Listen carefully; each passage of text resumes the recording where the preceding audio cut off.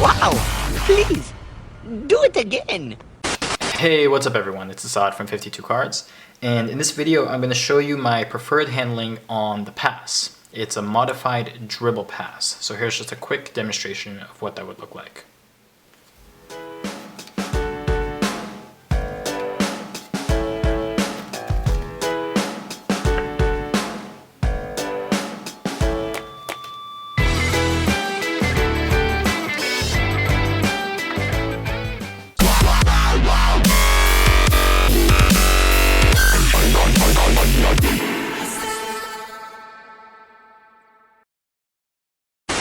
Alright, I want to say a big thanks to Jarek120 for having me on this channel. I really appreciate that, man. And I'm going to be breaking down this move and showing you how to do it.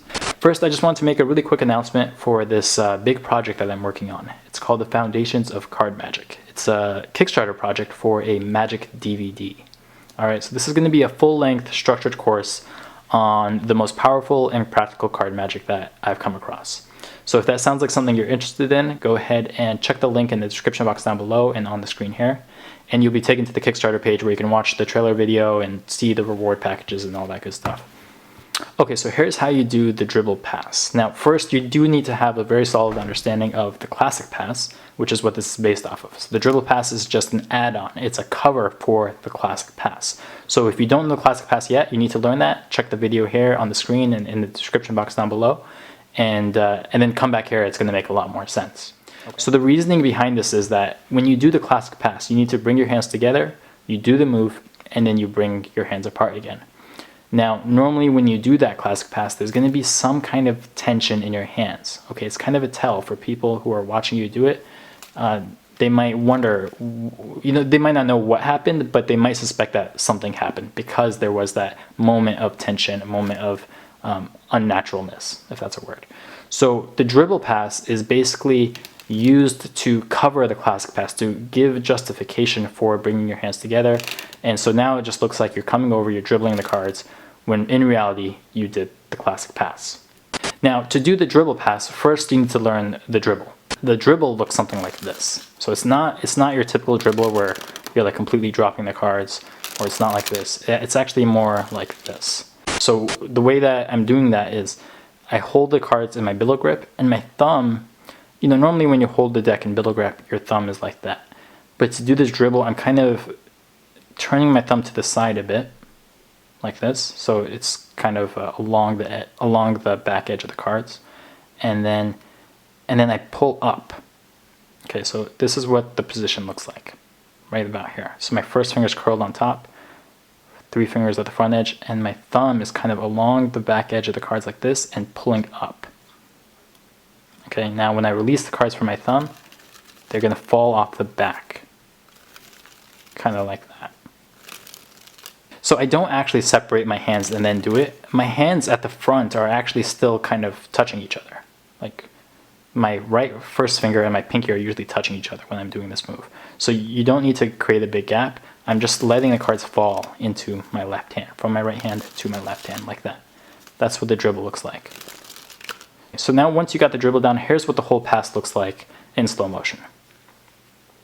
I do the pass.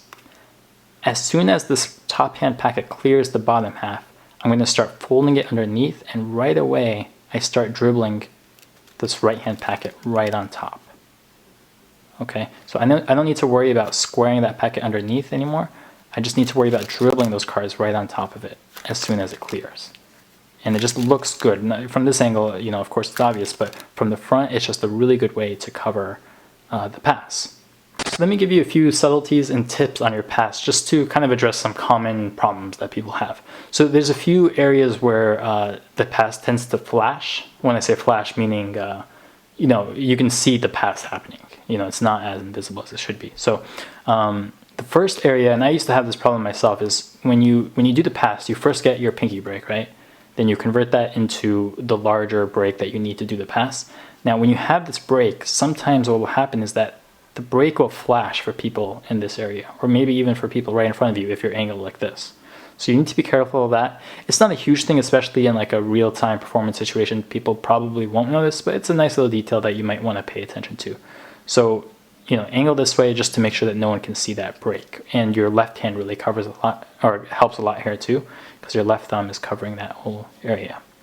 Okay, now the more important flash that you want to be concerned about is the flash that can occur, right below the top right corner of the deck. So when you do the pass, right about here, sometimes, you're going to see a flash right there. And it's quick, it's sudden, but, it might trigger some suspicion that something just happened. So to address that problem, the best thing that you can do, or a really helpful thing that you can do, is that when you're doing the pass, while you're transitioning at the top packet to the bottom, it really helps to kind of point the deck towards them, to angle the deck down and show them the back of the deck. So normally you hold the deck like this, but when you do the pass, it really helps to kind of just do this a little bit. Don't make it quick, sudden, don't make it like a jolting of an action or anything, but just casually show them the back of the deck, and that's going to really help cover the flash that commonly occurs right around here. And of course, the dribbling action will help cover any suspicious tension as well. Okay, so that's some advice and some tips for you on the pass and the dribble pass. I hope that's helpful, and I hope you guys have a good day. Take care. Say moves that look really cool and demonstrate a high level of skill.